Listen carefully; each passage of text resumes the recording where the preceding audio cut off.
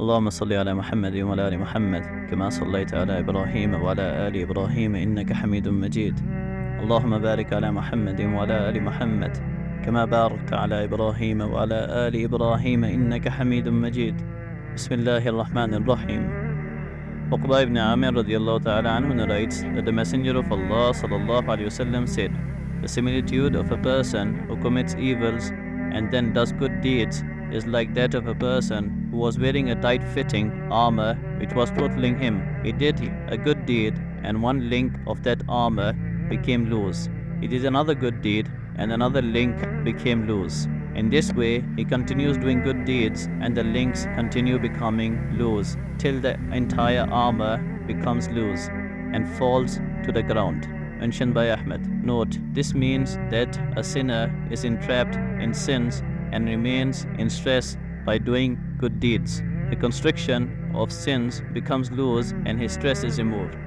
Abdullah ibn Abbas radiallahu ta'ala anhu said, "No sooner treachery in the spoils of war becomes common among a people, fear is cast in their hearts, no sooner adultery becomes widespread among a people, death becomes frequent among them, no sooner a people weigh and measure less, sustenance is curtailed from them, no sooner a people pass discriminatory judgments, bloodshed becomes common among them, no sooner a people start breaking covenants, the enemy is given power over them." Mentioned by Imam Malik. Abu Hurairah radiallahu ta'ala anhu narrates that he heard a man saying, "An oppressor harms none but his own self." Abu Hurairah radiallahu ta'ala anhu said to him, "He most definitely harms himself by Allah.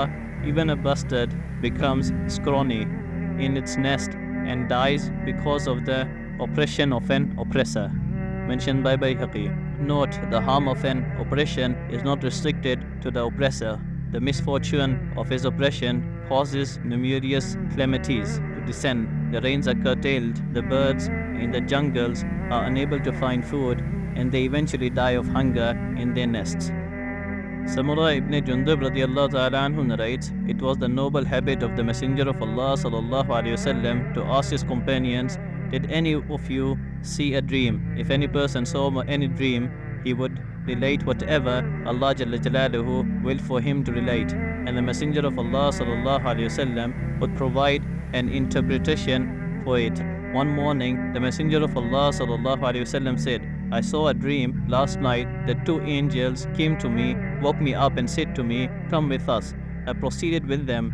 We came upon a person who was lying down and another was standing at his head side with a heavy boulder in his hand. He took the boulder and with full force he burst his head. Once the boulder struck him, it fell and rolled away to a far distance.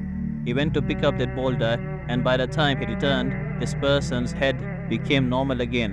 So he did to him as he had done the first time. I asked them in astonishment, "Glory be to Allah, who are these two persons?" They replied, "Carry on further." We proceeded till we came upon a man lying down and another standing with steel pincers in his hand. He was tearing open the sitting man's jaw, nostril and eye till his nape. He then did the same with the other side of his jaw, nostril and eye. In the meantime, the first side came back to its normal position, so he did the same as he had done the first time. I asked them in astonishment, "Glory be to Allah, who are these two persons?" They replied, "Carry on further." We proceeded until we reached an oven from which a lot of noise and clamor was coming. When we looked into it, we saw many naked men and women. A flame would come from beneath them, engulf them, and they would all scream. I asked them, "Who are these?" They replied, "Carry on further." We proceeded until we reached a river that was red like blood. A person was swimming in the center of the river, while another was standing on the river bank with many boulders next to him. When the swimming man swam towards the man on the bank, he would open his mouth. The man on the bank would then toss a boulder in the other one's mouth, on account of which he would go far away into the river. The swimming man would then return to the man on the bank. Each time the swimming man came, he would toss a boulder in his mouth. And the process continued in this way. I asked them, who are these? They replied, carry on further. We proceeded until we passed by a most hideous looking man. There was a fire next to him, which he was igniting, and around which he was running. I asked them, who is this? They replied, proceed further. We proceeded until we reached a beautiful garden with every color of spring. I saw a tall person in the center of the garden. He was so tall that I could not see his head. Around him there was a large number of children. I never saw so many children before. I asked them, who is this and who are these children? They replied, proceed further. We proceeded until we reached a massive garden. I never saw a bigger and more beautiful garden before. They said to me, climb up. We climbed into it and we reached a city which was constructed with alternating bricks of gold and silver. We came to the entrance of the city and requested permission to enter. The gate of the city was opened for us. We met some people whose half body was the most beautiful you ever saw, and the other half was the most ugly you ever saw. The two angels said to him, go and jump into that river. I saw a wide river whose water was as white as milk. They went and jumped into the river. They then returned to us while their ugliness had all vanished, and they were the most beautiful people. The angel said to me, this is the Garden of Eden, and this is your abode. I raised my eyes and saw a place like a white cloud. They said to me, this is your house. I said to them, may Allah bless you too. Let me enter the house. They said, you cannot enter it at present, but you will most certainly enter it. I said to them, I witnessed some astonishing things this night. What are all these things which I witnessed? They replied, we will inform you thereof now. The first person you came across, whose head was being burst with a rock, he is a person who learns the Quran but neither recites it nor practices on it, and sleeps away at the time of the compulsory salah.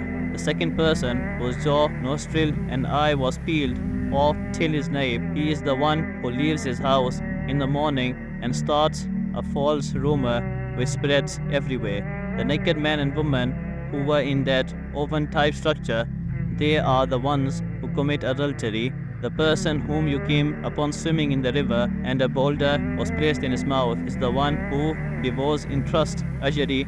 The hideous-looking man who was igniting a fire and running around it, he is Malik, the god of hell. The tall man whom you saw in the garden, he is Ibrahim alayhi salam. The children who were around him are those who passed away in infancy on fitrah, the natural religion of Islam. On hearing this, one of the companions radiallahu ta'ala anhum asked, O Messenger of Allah, what about the children of the polytheists?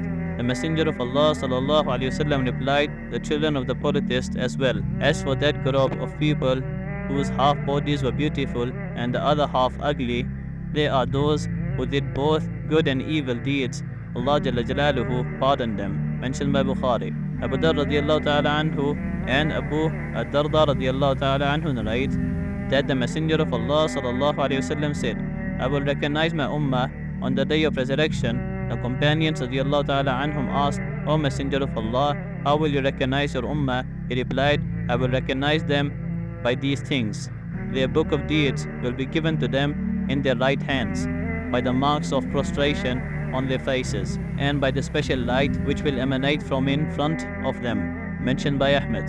Note, this light will actually be the light of Iman of every believer. The brightness of this light will depend on the strength of each one's Iman. May Allah subhanahu wa ta'ala give us the tawfiq to make amal upon whatever we have listened to, and may He give us the tawfiq to send this to others, inshallah. Subhanallah bihamdihi, subhanakallahumma bihamdika, nashhadu an la ilaha illa anta, nastaghfiruka wa natubu ilayh.